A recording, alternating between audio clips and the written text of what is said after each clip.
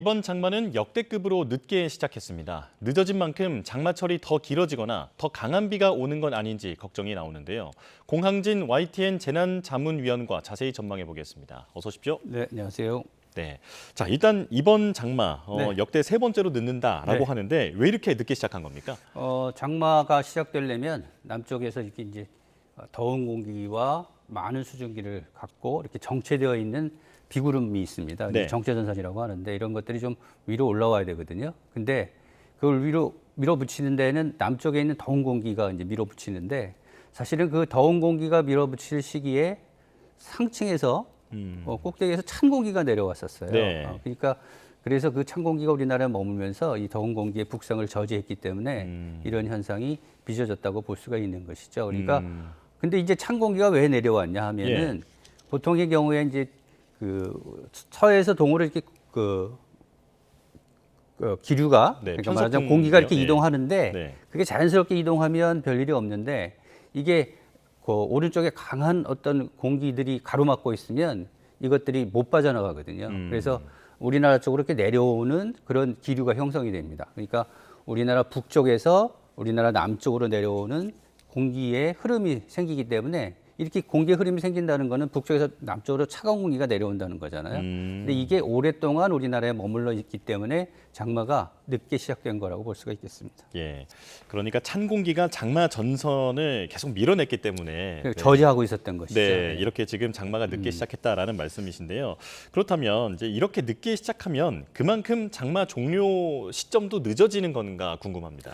꼭 그렇지는 않죠. 그러면 이제 장마가 끝난다는 얘기는 남쪽에 아까 조금 전에 말씀드렸던 그 남쪽의 더운 고기압이 우리나라 쪽으로 크게 확장하면 이 정체전선이라고 하는 비구름의 규모가 조금 좁아들면서 위로 올라가 버려요. 북한으로 올라가 버리면서 끝나는데 시기적으로 보면 이렇게 장마전선이 북한을 통해서 만주 쪽으로 올라가는 시기가 7월 말쯤 되거든요. 네. 그러니까 장마가 늦게 시작됐다고 해서 오래 이어지는 건 아니고 자연스럽게 확장할 수 있는 북태평양 고기압이 우리나라 쪽으로 크게 확장하는 시기가 되면 장마가 끝난다고 볼 수가 있어요. 그래서 예. 우리가 늦게 시작했다고 해서 꼭 늦게 끝나는 건 아니다.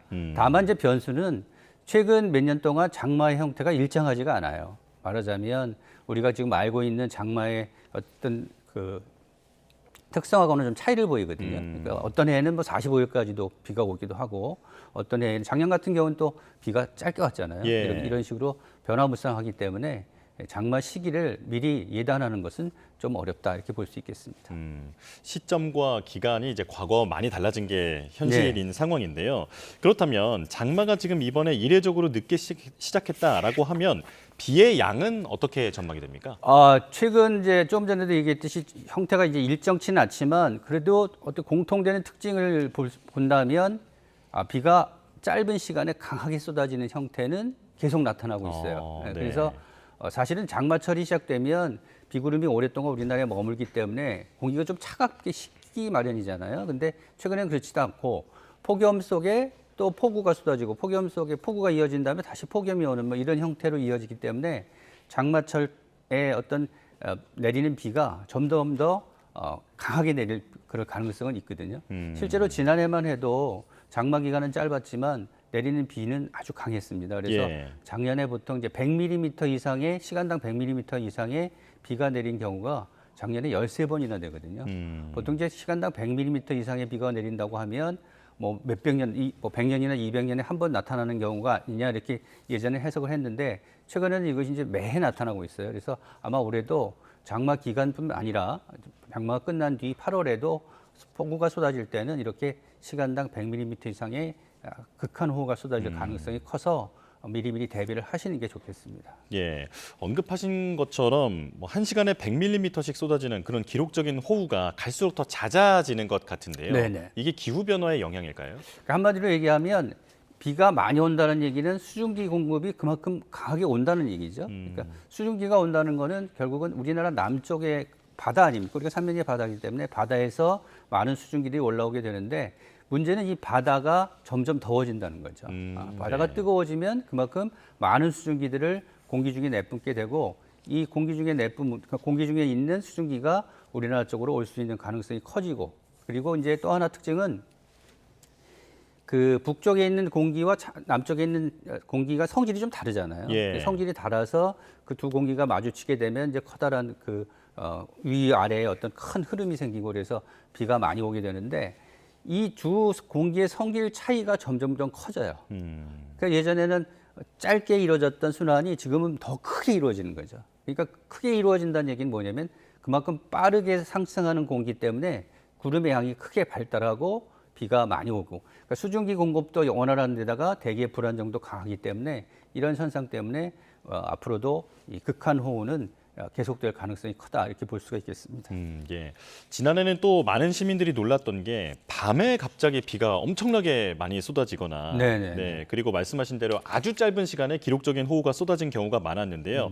올해도 이런 부분은 주의해야겠죠. 그렇죠. 예. 보통 이제 야행성 비가 이제 강하게 오는 경우가 이제 흔한데 이 이유는 낮보다는 밤이 수증기를 공급하는 조건이 좋아집니다. 그러니까 가로막는 것들이 많이 사라져요. 그러니까 낮에는 막 그 공기가 뒤섞이면서 기류를 좀 공기의 흐름을 좀 막는 그런 흐름들이 좀 있는데 밤에는 이런 것들이 좀 가라앉거든요. 그러니까 밤 사이에 많은 비가 쏟아질 가능성이 커지면 많은 수증기들이 공급이 되고 이제 공급이 되면 이 자연 현상이라는 게 한번 강해지면 점점점 강해지는 그런 추세 이런 게 있잖아요. 그래서 새벽 쪽에 많은 비가 쏟아지고 그 수증기가 들어오는 길이 우리나라로 열리면 이때는 정말 뭐 1시간에 100mm 이상의 큰 호우가 밤에 이어지고 밤에 이제 비가 이어지면 참 걱정이 뭐냐면 밤에 이어지면 대응하기가 어렵잖아요. 그러니까요. 예, 뭐 구름을 직접 눈으로 보는 것도 아니고 물론 이제 요즘에 레이더를 통해서 보긴 하겠지만 그래서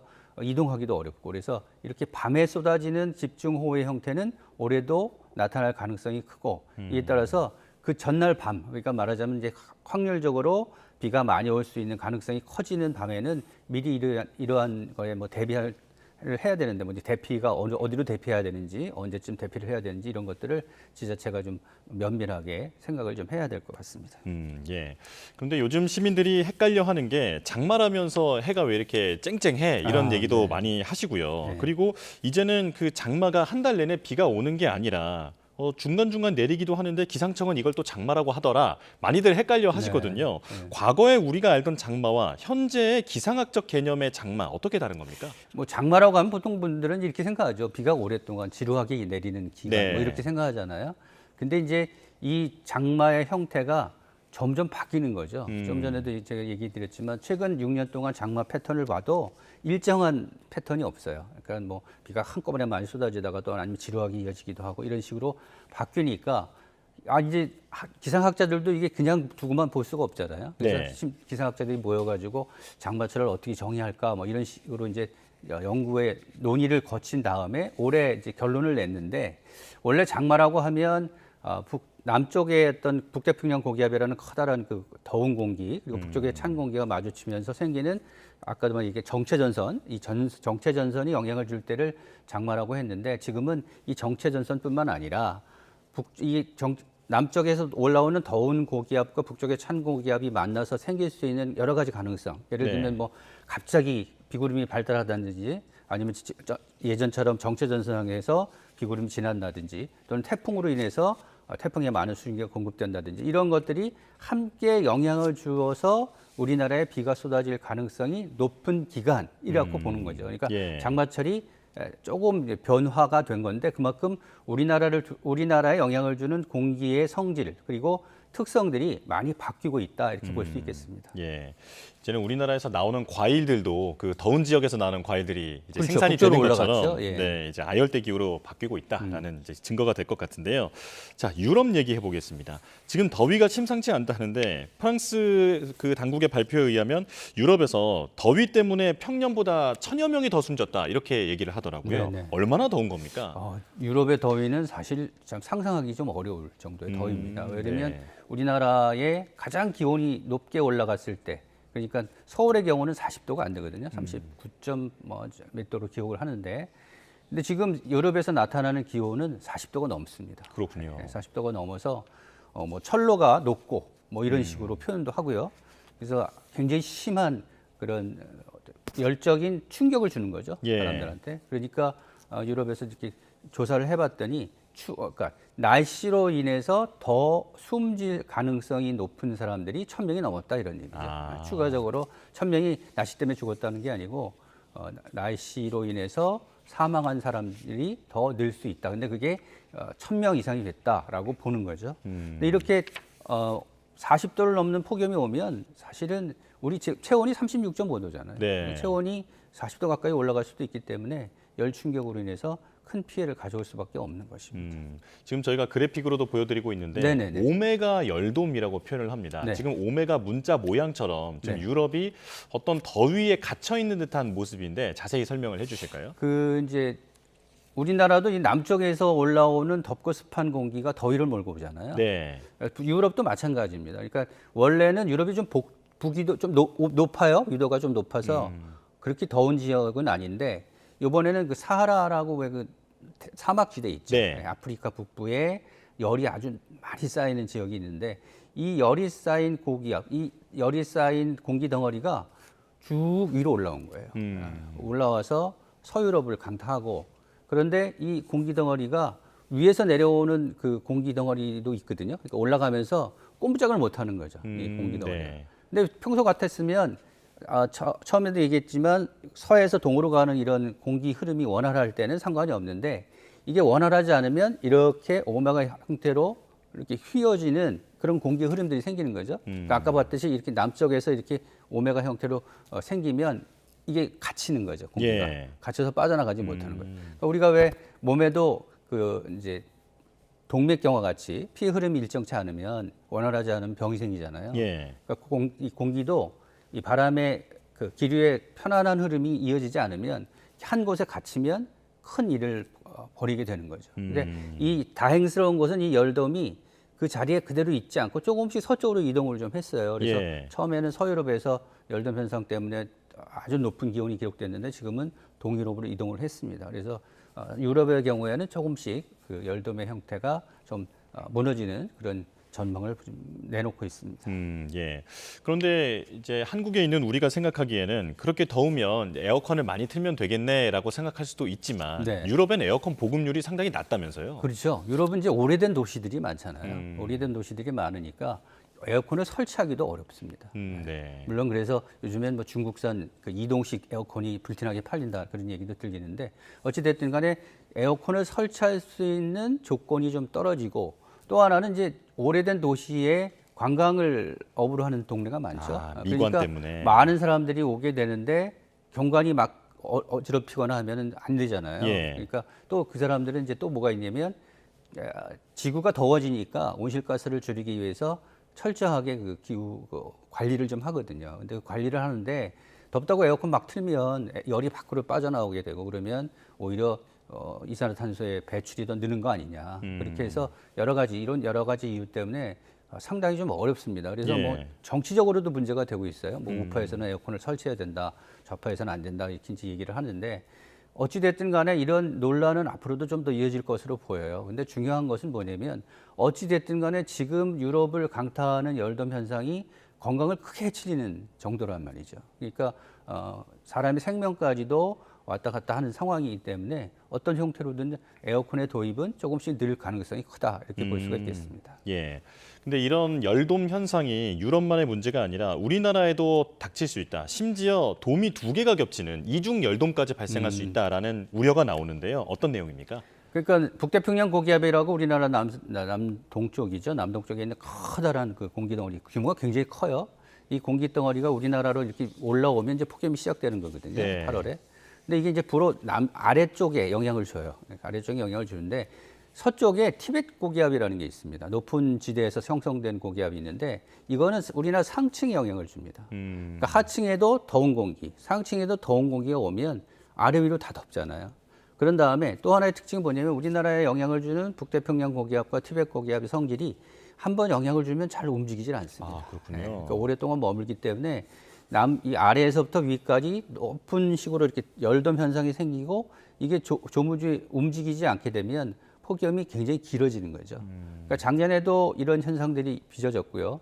우리나라의 대표적인 더위를 몰고 왔던 해들이 대부분 이런 열돔 현상들이 오래 이어졌던 해입니다. 그래서 이런 형태가 올해 이어지면 올해도 그럴 가능성이 있는 것이죠. 근데 이제 현재 상황으로는 올해 뭐 이런 열돔 현상이 이어져서 분명하게 폭염이 이어진다라고 아직은 단언하기는 좀 이른 시기입니다. 이렇게 볼 수 있겠습니다. 예. 자, 올 여름 기습 폭우 그리고 더위에 대한 대비 잘 해야겠다라는 생각이 듭니다. 공항진 YTN 재난자문위원과 함께했습니다. 고맙습니다. 네. 카타르에서 진행된 미국과 이란의 간접 협상이 마무리됐습니다. 트럼프 대통령은 아주 좋은 회담이라고 평가했는데 호르무즈 해협 선박 운항과 이란의 동결자산 해제 등이 논의된 걸로 보입니다. 워싱턴 연결해 보겠습니다. 신정 특파원, 카타르 도하에서 미국과 이란 간 간접 협상이 있었는데 양측이 쟁점에서 명확한 입장차를 보였다고요? 네, 이번 회담은 양측 협상단이 직접 마주하지 않고 중재국인 카타르와 파키스탄이 양쪽으로 가며 의견을 조율하는 형태로 진행됐습니다. 미국 측에서는 스티브 위드코프 중동 특사와 트럼프 대통령의 맞사위인 제러드 쿠슈너가 카타르 총리, 국왕 등을 만나 협상 토대 마련에 나섰습니다. 이란 측에서는 카젬 가리바바디 외무차관이 참석해 중재국 인사들과 잇따라 만났습니다. 미국의 회담 최우선 과제는 호르무즈 해협의 안전하고 자유로운 통항체계 구축이었습니다. 제디 벤스 부통령은 상선 운항 문제가 핵심이라면서 진전을 만드는 데 집중하고 있다고 밝혔습니다. 또 협상이 아직 상당히 초기 단계이며 핵 문제는 논의를 시작할 거라고 말해서 본격적인 협상은 이루어지지 않았음을 인정하기도 했습니다. 발언 잠시 들어보겠습니다. Talking about some of the details here, making sure commercial traffic really does. It's already started in an amazing direction, but really just ensuring that we continue to make the progress on that. And that's what they're focused on. 반면 이란은 해협 항로를 자국이 관리하고 무상 통항은 종전 협상이 진행될 단 60일간만 허용할 거란 입장을 거듭 천명했는데요. 회담이 이어지는 동안에도 호르무즈 해협에서 자신들이 승인하지 않은 항로를 이용하던 외국 선박이 좌초됐다고 보도하면서 해협에 대한 통제권을 갖고 있다는 점을 부각하기도 했습니다. 이 보도 내용도 잠시 보시겠습니다. غیر از مسیر اقتدار در خلیج فارس ممکن است موجب بروز اتفاقهای غیر قابل جبران شود. 이란은 오늘 회담 결과에 대해서도 미국 측과의 면담은 없었다면서 카타르 측과 동결자산 해제 방안을 집중적으로 논의했다고 밝혔습니다. 이어 레바논 문제도 주요 안건으로 거론하면서 양해각서 위반 사항을 보고하기 위해 내일까지 연락 채널 구축에 합의했다고 밝혔습니다. 종전 양해각서에 레바논 전선 휴전이 포함된 만큼 향후 휴전 위반 여부를 관리하기 위한 장치로 풀이됩니다. 네, 그렇다면 뚜렷한 진전은 없다라고도 볼 수가 있겠는데요. 트럼프 대통령도 여전히 이란의 비핵화에 대해서 방점을 찍고 있어서 이견이 보이는 것 같습니다. 네, 트럼프 대통령은 미국과 이란의 종전 후속 협상과 관련해서 아주 좋은 회담이 이루어졌다고 평가했습니다. 트럼프 대통령은 취재진과 만나 이란 비핵화는 순조롭게 진행되고 있다면서 이같이 말했는데요. 발언 직접 들어보겠습니다. Denuclearization of Iran is moving along well. They've had very good meetings, and we'll see. We hit them very hard for 3 nights, as you know, but we're getting along very well. 트럼프 대통령은 이란과의 전면전 재개 가능성에 대해서는 우리는 지난주 이란을 강하게 타격했고 많은 진전을 이뤘다고 생각한다며 신중한 입장을 내비쳤습니다. 벤스 부통령 역시 트럼프 대통령은 꼭 필요하지 않은 한 그리고 명확히 규정된 목적이 없는 한 미군을 다시 투입하지는 않을 거라고 선을 그었습니다. 결국 양측 모두 지난주 발생한 무력 충돌에 따른 위기를 넘기고 협상 국면으로 관리하려는 모습으로 보이는데요. 이란의 핵 프로그램과 호르무즈 해협 통제권, 이스라엘의 레바논 철군 등에서 이견이 여전한 만큼 고위급 회담 성사로 이어지기까지는 진통이 예상됩니다. 지금까지 워싱턴에서 YTN 신윤정입니다. 네, 이번엔 베네수엘라 강진 소식입니다. 사망자 수가 벌써 2,300명을 넘어섰고요. 베네수엘라 정부는 7일 동안의 국가 애도 기간을 선포했습니다. 유엔의 경고도 나왔는데요. 뉴욕 연결해서 자세한 소식 알아보겠습니다. 이승윤 특파원, 사망자 수가 빠르게 늘고 있다고요? 네, 그렇습니다. 호르헤 로드리게스 베네수엘라 국회의장은 지진 사망자가 2,295명으로 늘었고 부상자는 11,000명을 넘어섰다고 발표했습니다. 델시 로드리게스 베네수엘라 임시 대통령은 지진 희생자들을 기리기 위해 7일간의 국가 애도 기간을 선포했습니다. 미국 오리건 주립대 연구진은 위성 영상 분석 결과 58,870채의 건물이 파괴된 것으로 추정했습니다. 지진으로 소중한 사람들은 물론 삶의 터전까지 잃은 이재민들은 공포감에 건물 대신에 야외 캠프에서 지내면서 대피소는 과밀 상태입니다. 직접 들어보시죠. El apartamento de al lado se vino para el otro apartamento donde estábamos nosotros y por eso es que está agrietado, está afectado el apartamento de nosotros, o sea, los dos. Y estamos aquí porque tenemos mucho miedo por el temblor. 네, 더 심각한 문제는 이제부터라는 평가가 나오는데요. 어떤 문제를 말하는 겁니까? 유엔 세계 식량 계획은 주택과 공급망이 다 파괴된 라과이라 주에 먹을 게 없어서 한 달치 식량을 전달해 임시 급식소를 운영하고 있다며 구호와 복구가 이제 장기 과제가 됐다고 밝혔습니다. 직접 들어보시죠. Recovery will be a marathon, not a sprint. Sustained support for the people of Venezuela is critical, and it's exactly what we're doing. 파나마에 있는 유엔 인도주의 지원 창고엔 1,400톤 이상의 구호 물자가 사전 배치돼 발송을 기다리고 있습니다. 국제구호위원회도 구호 시설은 수용 한계에 도달했고 수도와 전기 공급이 끊겨 깨끗한 식수 확보와 위생 유지가 어렵다고 전했습니다. 차량 통행 관리와 출입 제한 말고는 제대로 한 게 없는 베네수엘라 정부의 부실 대응에 대한 비판이 현장 곳곳에서 제기되고 있습니다.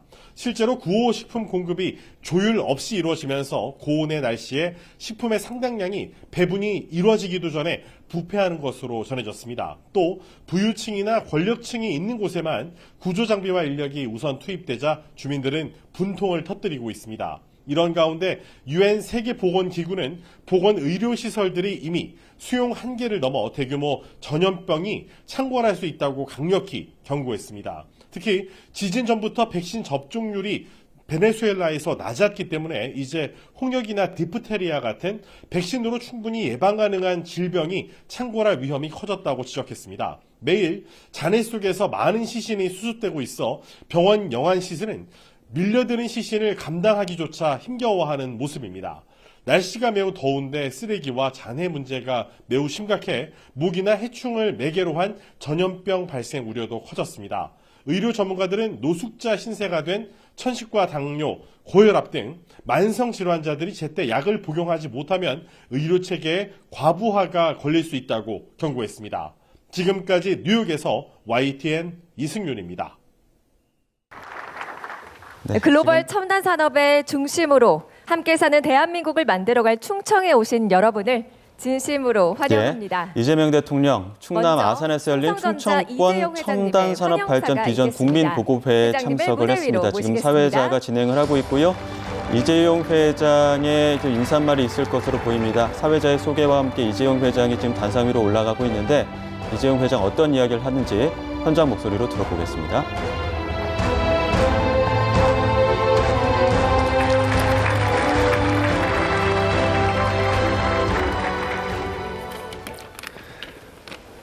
바쁘신 가운데 귀한 걸음을 해주신 대통령님과 귀빈 여러분께 감사와 환영의 말씀을 올립니다. 그리고 새롭게 취임하신 도지사님들과 시장님들께도 축하 인사드리겠습니다. 30여 년 전 이곳 아산은 드넓은 포도밭이었습니다. 지금은 세계 최대 디스플레이 단지가 되었습니다. 농과 밭이 대부분이었던 온양 캠퍼스는 범용 반도체 후공정 중심에서 글로벌 최첨단 HBM 팹으로 전환하고 있습니다. 삼성전기 세종 캠퍼스 역시 맨 땅에서 시작해 일반 기판 생산을 넘어 이제는 최첨단 AI 서버용 패키지 기판을 만들고 있습니다. 천안의 삼성 SDI 캠퍼스는 차세대 배터리의 핵심 제조 기지로 운영하고 있습니다. 삼성의 꿈이 이곳 충청에서 뿌리내리고 자라고 결실을 보았습니다. 선제적인 투자가 기업의 성장을 이끌고 그 성장이 지역은 물론 국가 전체의 발전으로 이어지는 선순환의 모범을 충청에서 확인할 수 있었습니다. 국토의 중심 충청은 앞으로 IT 소재 부품의 글로벌 허브로서 더 큰 성장을 이뤄갈 것입니다.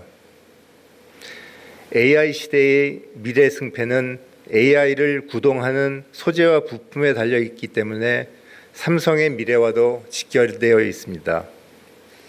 며칠 전 대통령께서 말씀하셨듯이 지금 세계 경제의 판이 흔들리는 승부의 시간입니다.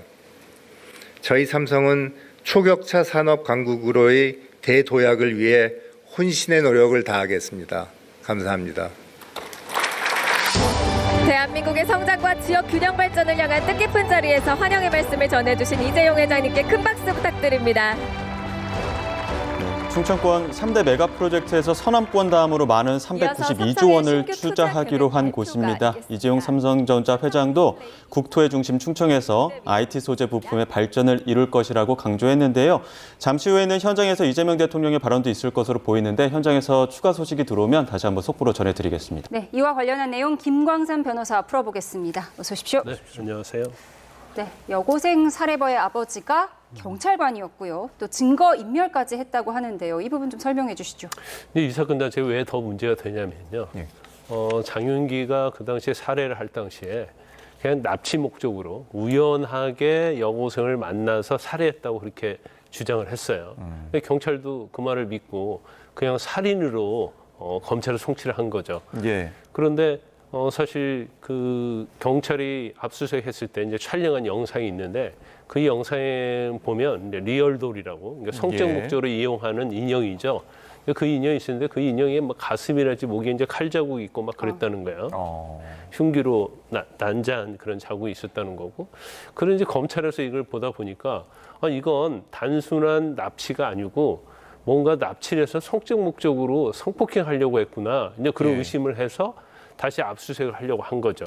근데 이미 장윤기의 휴대전화랄지 그다음에 리얼 돌, 인형 이런 것들이 다 없어져 버린 겁니다. 예. 그런데 이제 여러 가지 검찰이 추가적으로 압수수색하고 메모리 카드, 블랙박스 이런 걸 찾아내 가지고 이게 그냥 남치해서 살해하려는 게 아니고 강간 목적으로 살해를 한 것이다. 이렇게 결론을 내린 거예요. 그래서 만약에 저런 리얼도를 촬영한 영상이 없었다랄지 그런 부분이 없었다고 한다면 그냥 살인으로 그냥 기소가 됐겠죠. 그런데 지금 장윤기 아버지가 경찰관이단 말이에요. 그런데 경찰서 수사할 때는 단순한 살인이었잖아요. 그런데 아마 본인이 그래도 경찰이니까 수사를 해봤을 거 아닙니까? 네. 그래서 저런 리얼돌이랄지 휴대전화가 남아 있으면 잘못하면 강간 목적 살인이 되겠다. 그러면 형량이 일반 살인은요, 형법 257조 1항에 의해서 5년 이하 징역입니다. 근데 강간 살인 같은 경우에는 무기징역 또는 사형이에요. 형량이 엄청나게 차이가 나죠. 그러니까 경찰관의 아버지가 이걸 알았을 가능성이 크다. 그래서 추후에 다시 압수수색이 들어온다랄지 그런 형식으로 범죄 죄명이 바꿔질 걸 대비해서 아버지가 이걸 없앤 거 아니냐. 근데 그냥 소지품 정리 차원이 아니고 이 리얼도를 다 해체를 했다는 거 아닙니까? 그래서 한 곳에 버리지 않고 또 각자 흩어져 버렸다는 거고 그다음에 휴대폰도 이미 가지고 있던 것도 다 장윤기 것도 아예 소각을 해버렸다는 거예요. 그러면 이거 자체는 정리 차원이 아니고 뭔가 증거인멸 목적이 분명히 있었다 이렇게 볼 수밖에 없는 거죠. 그러니까 혐의나 형량을 좀 고려한 증거 인위적인 폐기로 조금 추측할 수밖에 없는데 그런데 경찰에서는 지금 이 리얼돌에서 DNA를 이미 확보를 했고 증거 영상도 찍어놔서 문제가 없다라고 하는데 이게 정말 문제가 없는 건가요? 근데 경찰은 아마 그랬던 것 같아요. 그냥 장윤기의 말을 믿은 거죠. 그래서 단순히 살해를 하려고 했다. 그러니까 우연히 여고생을 만나면 여자를 만나면 살해하려고 했다. 그래서 우연한 사례로 본 것 같아요. 근데 만약에 하나 뭐 영상 촬영을 했다 하더라도 일반적으로 압수수색할 때 영상 촬영하죠. 예. 뭐 DNA도 채취하고. 근데 저게 뭐 DNA 채취를 하고 안 하고 문제가 아니고 이 사건 자체를 단순한 살인으로 보느냐, 예. 강간 살인을 보느냐 차이에 엄청난 차이가 있는 거예요. 형량도 차이가 있고 특히 살인에 있어서는 동기가 중요한데 네. 강간 목적으로 살인을 했느냐고요. 또 우연히 자기가 배회를 하다 살인한 거하고는 엄청난 차이가 납니다. 일반 살인죄도 마찬가지예요. 계획해서 살인했는가 하고 우연히 만나고 살인하는 것도 사실 형량 차이가 많이 나거든요. 예. 그럼 이제 경찰이 이제 증거에 관해서도 굉장히 안일하게 압수수색했다는 거 첫 번째고요. 두 번째는 너무 그 장유기의 말만 믿고 경찰을 송치한 내용도 그렇고 이제 검찰에서 결국 밝혀지긴 했지만 예. 이런 내용에 대해서 경찰이 좀 비판을 받고 있다 이렇게 볼 수 있어요. 예. 리얼돌과 옛날 휴대전화, 즉 증거 인멸에 관해서 좀 살펴봤고 또 경찰 수사 과정에서 압수가 안 된 증거물이 검찰의 보안 수사 과정에서 확보가 됐는데 그게 차량의 메모리 카드였다고 하더라고요. 그렇죠. 근데 일반적으로 이제 살인죄 같은 경우에는요, 일반죄에 비해서는 압수수색을 좀 더 철저히 합니다.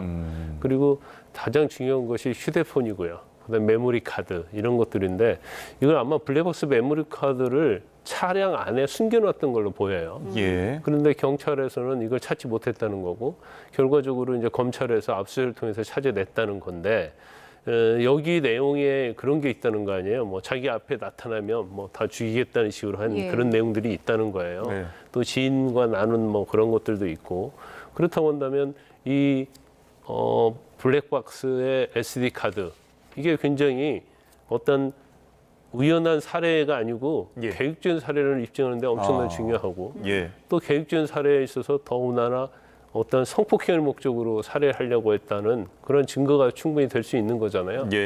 그래서 이제 검찰이 뭐 추후에 이걸 뭐 발견해서 압수했기에 다행이다 이렇게 봅니다. 예, 계획성이나 살인의 목적 등을 확인할 수 있는 메모리 카드를 확보해서 좀 다행인 부분인데 지금 논란이 되고 있는 부분은 또 장윤기의 이제 아버지가 증거인멸 행위를 했는데 그럼에도 이 형법상 친족 특례 때문에 처벌은 받지 못한다고요? 그렇죠. 이제 증거인멸 자체는 이제 자신이 증거인멸을 해도 처벌하지 못합니다. 그리고 친족이랄지 동거 가족이 또 증거인멸하면 처벌하지 못하도록 돼 있어요. 우리나라 이런 것들이 아마 좀 약간 유교적인 측면에서 우리가 형법적으로 보면 이제 기대 가능성이라고 하는데 이제 같은 가족이기 때문에 뭔가 범죄를 뭔가 보호해줄 목적으로 가족을 보호해줄 목적으로 증거인멸 정도를 할 수 있다. 이제 그렇게 생각해서 이 규정이 정해진 것 같아요. 그런데 사실은 이건 제가 볼 때는 뭐 아주 오래전에 폐기돼야 할 법이다. 지금 증거인멸 행위를 하는 데 있어서도 자기가 스스로 증거인멸을 하면 처벌받지 않습니다. 그렇지만 남을 통해서 증거인멸을 하면 증거인멸 교사죄가 되는 거거든요. 본인도 처벌받는 거예요. 근데 단순히 친족이나 가족이라고 해서 정말로 중요한 증거를 갖다 폐기를 한다랄지 소각을 한다랄지 그러면 그건 사실은 범죄 행위죠. 그래서 이 조항 자체도 규정 자체도 제가 볼 때는 뭐 바로 국회에서 이제 폐기를 해야 한다 이렇게 봅니다. 그러니까 친족이 증거 인멸을 해도 죄가 되지 않는다. 이 부분 폐기 또는 개정이 필요하다. 이런 목소리가 정성호 법무부 장관에게서도 나왔는데 그동안 이 악용 방지를 위한 노력이 없었던 건 아니죠. 아니 그런데 원래 친족 상도례라는 규정이 있어요. 그래서 재산죄라고 할 수 있는 절도, 사기, 뭐 횡령 이런 재산죄에 있어서는 일정한 친족과 동거 가족에 대해서는 설사 사기를 쳐도 돈을 가져가도 절도를 해도 처벌하지 못하는 규정이 있었는데 전에 이제 그런 것이 사회적으로 이슈가 된 적이 있죠. 그래서 그 규정은 폐지가 됐는데 그때 왜 증거인멸과 관련된 부분도 왜 같이 폐지가 되지 않았는지 좀 의아한 측면이 좀 있죠. 네. 근데 만약에 이제 이 이슈로 법이 개정되더라도 지금 이 사안에 대해서는 적용하기가 좀 어려운 거 아닙니까? 그렇죠. 먼저 형법 자체는 뭐 다른 범죄도 마찬가지지만 소급표가 인정이 되지 않습니다. 그래서 지금 법을 제정해서 기존에 했던 행위에 대해서 형사적으로 이제 처벌할 수 없도록 돼 있죠. 그게 대원칙이죠. 그래서 법을 설사 다시 이 규정을 폐지한다 하더라도 처벌할 수는 없어요. 그럼 이 장윤기 재판에 대한 향후 전망, 뭐가 쟁점이 되고 앞으로 형량은 어느 정도가 될지 어떻게 전망하십니까? 지난 6월 22일 재판을 했었어요. 근데 장윤기가 이제 그 전에는 전부 다 우발적인 살인이다 얘기했는데 자기가 계획적으로 했고 흉기도 미리 준비를 했고 이제 이런 걸 다 인정을 했는데 단 한 가지 인정하지 않는 게 뭐냐면 강간 목적으로 살인을 한 것이다. 이 부분에 대해서는 아니오로 대답하지 않고 보류를 했습니다. 그래서 변호사가 다음 기일에 그 부분에 대해서 인정할 것인지 말 것인지 이 얘기를 하겠다 이렇게 얘기했어요. 그래서 이제 다음 재판 7월 22일인가 있을 겁니다. 왜 이게 아까 뭐 우리가 쭉 얘기했지만 증거인멸 행위랄지 뭐 아이돌 이런 것도 강간 목적이냐 아니었느냐 이게 중요한 거잖아요. 근데 제일 중요한 것이 이제 강간 목적이었냐 아니냐인데 이것도 장기도 알고 있는 거죠. 내가 강간 목적으로 살인을 했다는 거 인정을 하게 되면 형량이 사형 또는 무기징역이니까 이 부분은 굉장히 본인한테 이제 중요한 거예요. 그러다 보니까 이 부분은 이제 보류를 했다고 그럽니다. 그래서 일단 뭐 7월 22일 날 인정하느냐 인정하지 않느냐 이제 이 부분이 가장 큰 쟁점인 거죠. 그리고 이제 그 증거인멸과 관련해서 그 부친에 대한 이제 경찰이 감찰에 착수를 했는데 과연 어느 정도의 징계가 이루어질 수 있을지 이 부분 어떻게 보십니까?